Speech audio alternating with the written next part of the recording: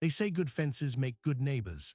What they don't tell you is what happens when your neighbor quietly moves the fence while you're not looking. For 20 years, my neighbor took a piece of my inherited land, fenced it, planted crops, and called it his own. He was counting on a legal loophole called adverse possession to steal it permanently. I had almost given up hope. Then, deep in my late father's barn, I found a hand-drawn survey map from 1979, and everything changed. Kevin inherited his father's rural land hopping for peace, but his neighbor had fenced off and farmed 5 acres for 2 decades, now claiming it as his own. Kevin's only weapon, a hand-drawn map from 1979 and a secret his father had buried in the barn. When Kevin first walked the property line after the funeral, he didn't notice the fence right away. Grief does that. It narrows your world to what's directly in front of you.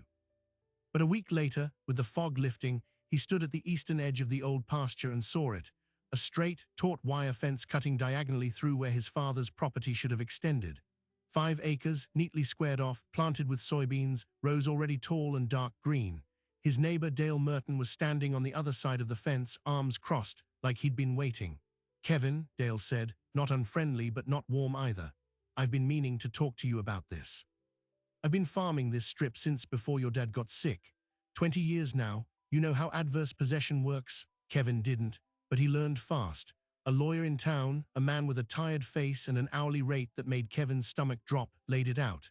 In this state, if someone occupies your land openly, notoriously, and without permission for 20 years, they can claim it as their own. The clock had been running. Dale Merton had filled that strip with crops every single season, had paid property taxes on it under his own name, had even shown it as part of his acreage in farm subsidy paperwork.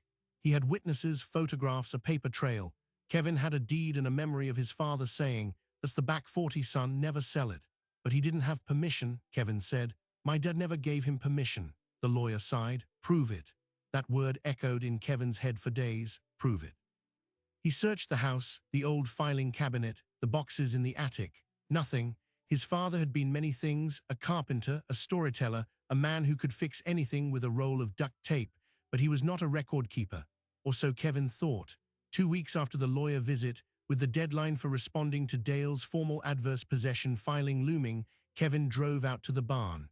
He wasn't looking for documents. He was looking for something to do with his hands, something to push back the helplessness. The barn was a cathedral of cobwebs and dust, filled with rusted tools and half-empty paint cans. He climbed into the loft where his father used to sit and sketch, and there, under a loose floorboard he'd never noticed, he found a metal ammunition box. Inside, wrapped in plastic sheeting, were his father's hand-drawn survey map from 1979, a stack of yellowed photographs showing Dale Merton as a young man standing beside a freshly planted fence line, and most crucially, a bundle of handwritten lease receipts. Every single year for 20 years, his father had charged Dale $1 for the seasonal use of that strip. $1 paid on time, with both signatures. Kevin's hands shook as he read the last receipt, dated just 8 months before his father's stroke. His dad had known. He had driven into the ground a legal stake that would outlive him, a permission that reset the clock every single year, making it impossible for Dale to ever claim the land was taken hostilely.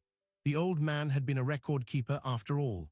He just kept the records where nobody thought to look. Then, at the bottom of the ammunition box, beneath the receipts and photos, Kevin found a sealed envelope with his father's handwriting on it. The name on the front wasn't Kevin's, it was Dale Merton. The letter was dated the same year the fence went up, and what it said would either bury the neighbor's claim in an instant or destroy any chance of peace between the two families forever. Kevin slid his thumb under the envelope's yellowed flap and pulled out a single sheet of paper. His father's handwriting was unmistakable, the same blocky letters that had labeled tool drawers and jotted down recipes on index cards. The letter was dated March 12, 1984, just 2 months after Dale Merton had driven the first post for that fence. "Dale," it began, "I know you're scared. I know the bank is breathing down your neck after last year's drought. You asked me if you could run a few rows in my back pasture to supplement your feed crop, and I said yes. But I want you to understand something clearly, because I won't always be here to remind you. That permission matters. It means you're not a trespasser and you're not a squatter. You're my neighbor, and neighbors help each other. So every spring when you hand me that dollar, it's not rent, it's an agreement, a handshake on paper. It protects you from ever being accused of stealing, and it protects my land for my son. Don't ever let anyone tell you different." Kevin read the words 3 times. His father had known exactly what legal net he was weaving, year after year, $1 at a time. The letter wasn't an ambush or a trap. It was a quiet act of generosity wrapped in legal foresight. It also meant that Dale Merton had sat on his tractor every season for 2 decades, pocketing that knowledge, and still filed an adverse possession claim the moment the old man's heart stopped beating. Kevin didn't call Dale. He called his lawyer, Margaret Healy, a woman in her mid-50s with a voice like gravel, who agreed to meet him the next morning. When she saw the contents of the ammunition box spread across her conference table, she went very still. She picked up the lease receipts, thumbed through them one by one, then looked at the photographs, then read the letter twice. "Kevin," she said finally, setting the letter down, "adverse possession requires hostile occupation. Hostile means without permission. Your father gave written permission every single year for 20 years. Dale signed receipts acknowledging that permission. This isn't just a defense, it's a complete demolition of his claim. If you want, I can have an ejectment order drafted by Friday." Ejectment. The word landed in Kevin's chest like a stone. It meant sending a neighbor, a man who had worked that land with his own hands for 2 decades, off the property for good. It meant fences torn down, crops plowed under, a family's livelihood hollowed out. Kevin had come into the meeting expecting a legal fight. He hadn't prepared for the weight of absolute power. But here's the thing about Margaret Healy. She wasn't a soft woman. She saw the hesitation in Kevin's face and leaned forward. "Before you start feeling generous, let me tell you what Dale Merton's attorney filed yesterday. He submitted affidavits from 3 farmhands swearing your father actively discouraged Dale from ever filing a formal lease, that he preferred a handshake deal. Their argument is that the dollar payments were a gesture, not a legal document, and that the permission was never intended to be perpetual. They're trying to frame your father's kindness as a loophole that doesn't apply after death." Kevin stared at her. "They're lying. They're lawyering," she said, "and a judge won't care about feelings. The receipts are strong, but the photos and the letter are stronger. Still, Dale is going to make this ugly. He's claiming your father verbally told him in the last year of his life that the land would eventually be his. There are no witnesses to that conversation, but if it gets to a deposition, it becomes your word against his, and people believe grieving neighbors." That evening, Kevin drove out to the fence line. Dale was there, silhouetted against the sunset, repairing a section of wire. Kevin got out of his truck, the letter folded in his jacket pocket. Dale looked up, and for a moment neither man spoke. "I found something in the barn," Kevin said. "Receipts, a map, photographs, and a letter my dad wrote to you the year you put up this fence." Dale's hands stopped moving on the wire. His face, weathered and lined, seemed to age 10 years in the space of a breath. "I know what that letter says. You never told me. When I inherited, you told me nothing. You just filed the claim." Dale tossed his pliers onto the ground and straightened. "You want to know why? Because after your dad had his stroke, I panicked. I've got 160 acres that's barely breaking even. That 5-acre strip is the difference between my son being able to take over the farm and watching the bank sell it off at auction. I came to your father in the nursing home, and he couldn't speak, couldn't sign anything.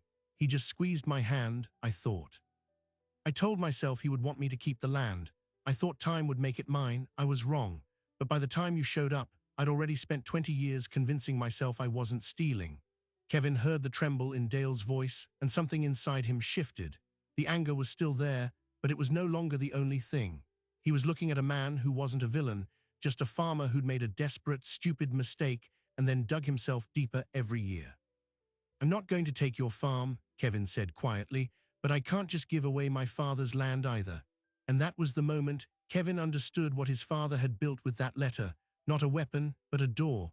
A way to walk into a confrontation with both the law and grace in his pocket. He just had to decide which one he would use. Kevin left the fence line without making a final decision. He drove home, sat at his father's kitchen table, and laid out the evidence like a prosecutor preparing for trial. Map, photos, receipts, letter, it was airtight. His attorney had already said so. The Merton family would lose that 5-acre strip, and if Kevin pushed hard enough, might also be ordered to pay damages for 20 years of unauthorized use. Calculating those damages, crop yields, land value appreciation, the lost opportunity to lease the acreage to someone else, would be straightforward. Margaret Healy was ready to draft the paperwork. He stared at his father's handwriting on that last receipt. $1, authorized seasonal use. The signatures matched, but as Kevin studied the dates, something snagged his attention. The most recent receipt was dated 8 months before his father's stroke, 12 months before his death. That meant there was an entire calendar year, the final year of his father's life, when no receipt had been issued. Dale had still farmed the land that year. He had planted and harvested while the old man lay mute in a nursing home, and no permission was formally renewed. Kevin called Margaret. What about the gap? 20 years of receipts, but not the last year. There was a pause on the line. If your father was incapacitated and unable to grant permission, a sympathetic judge might find that the hostile clock started running then. It wouldn't give him 20 years, but maybe enough to argue a partial claim. It complicates things. That single missing year became the crack that Dale's attorney immediately seized upon. Within 48 hours, Margaret received a new filing, an amended complaint arguing that the adverse possession period, if not fully 20 years, had at least begun during the father's incapacitation, when no permission could be given. The farmhands' affidavits now included statements that the father had verbally promised Dale the land would be his someday, and that this conversation occurred in the nursing home, witnessed by a nurse's aide who was suddenly willing to testify. The aide's statement was vague, something about overhearing words like land and yours during a morphine-clouded visit, but vague was often enough to buy months of discovery. Then it got worse.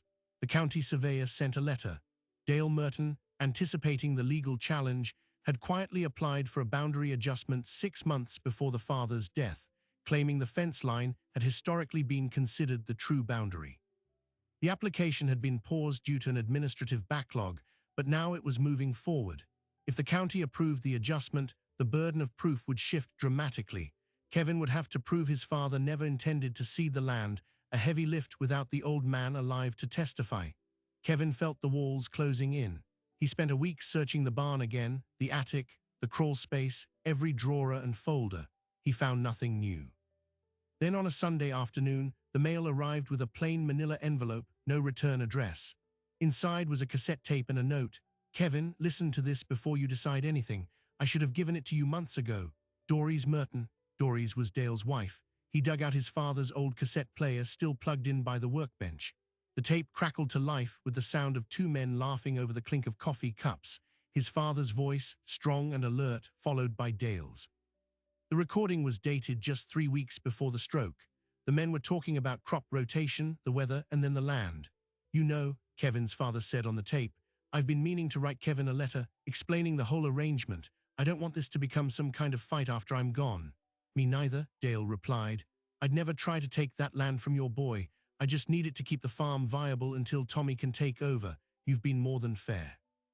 I know you wouldn't, but people forget. Lawyers twist words. So I've got the receipts in a box, and I'm going to file a formal easement with the county. Temporary access for farming, renewable annually, tied to your lifetime and your son's if he keeps the farm.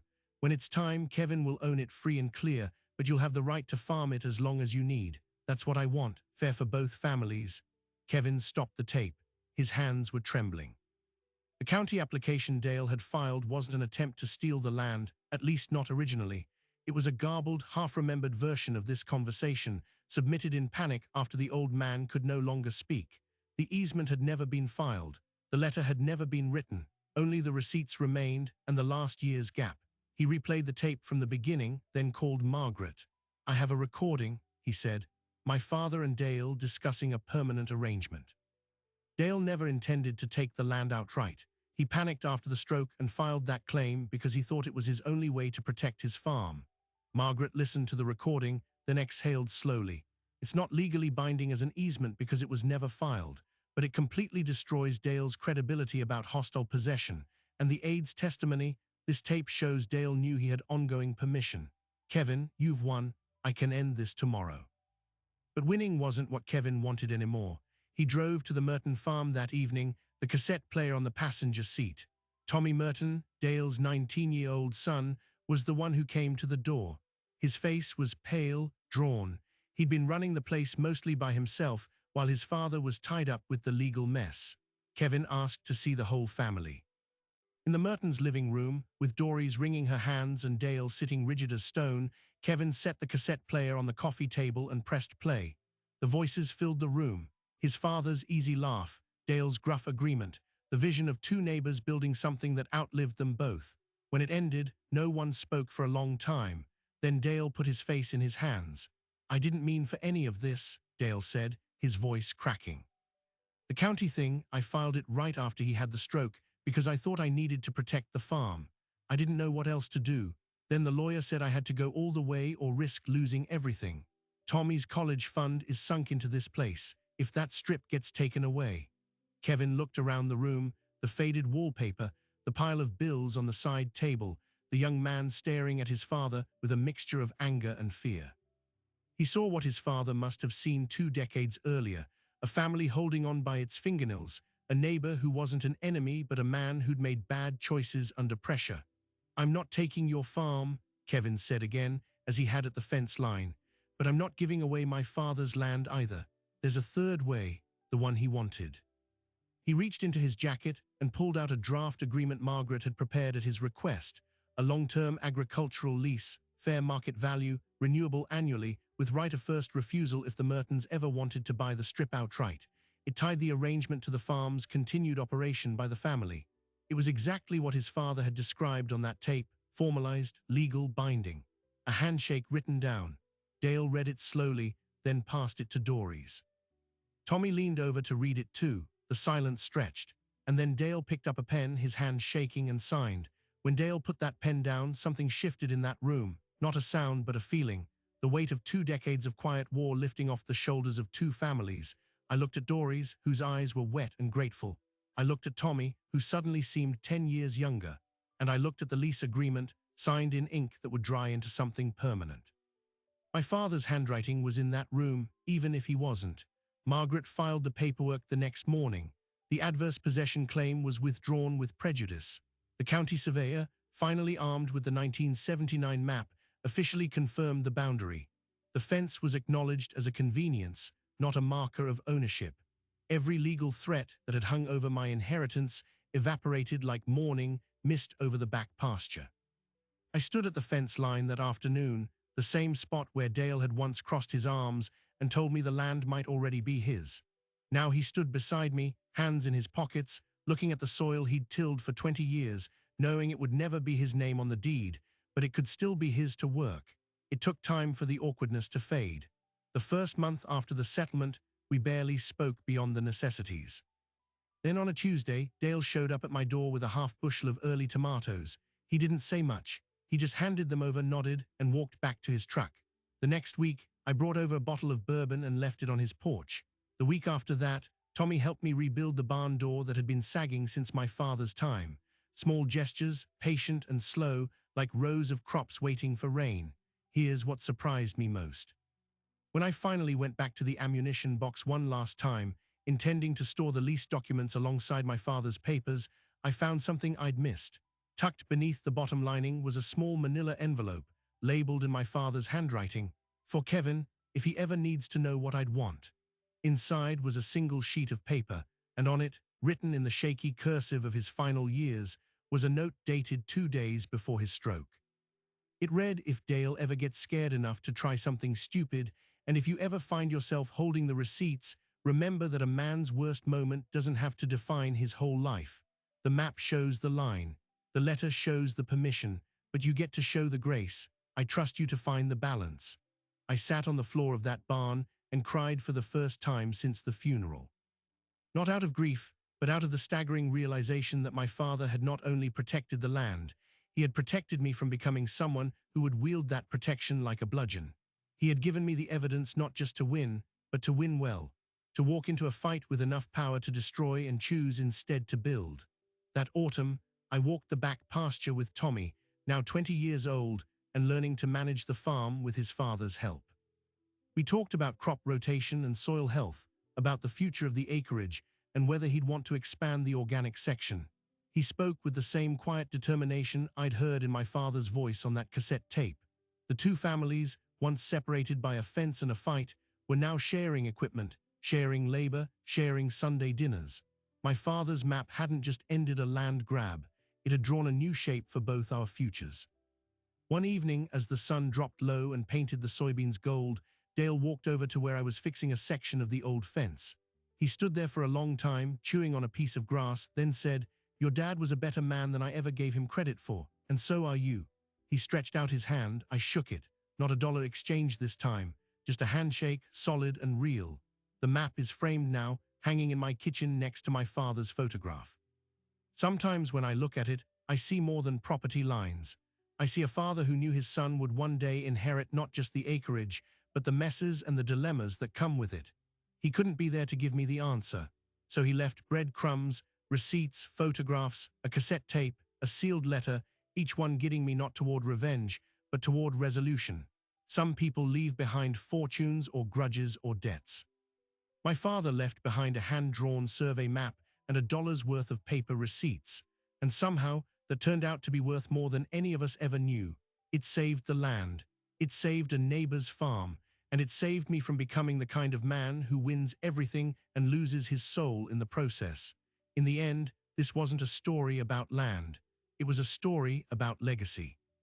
About a father who understood that the greatest inheritance isn't acreage or money, it's the chance to do the right thing when you have every legal excuse to do the wrong one. Kevin could have evicted the Mertons, bulldozed their crops, and walked away vindicated. Instead, he chose the harder path, the one his father had mapped out for him long before he ever knew he'd need it. That's the thing about the people who truly love us. They plant seeds they'll never see bloom, knowing we might be the ones to harvest the fruit. So here's the question I want to leave with you. When you find yourself holding all the power, maybe not over 5 acres, but over a decision that could break someone or build something, which version of yourself will you reach for? The one with the clenched fist or the one with the open hand? Kevin's father gave him a map, but more importantly, he gave him a choice. And in the quiet way of the best fathers, he trusted his son to find the right one. If this story meant something to you, do us a quick favor. Tap that like button and subscribe. It costs nothing, but it's what keeps these stories alive and reaching people who might need them. Until next time, remember, the best boundaries aren't the ones that divide us. They're the ones we choose to cross carefully together.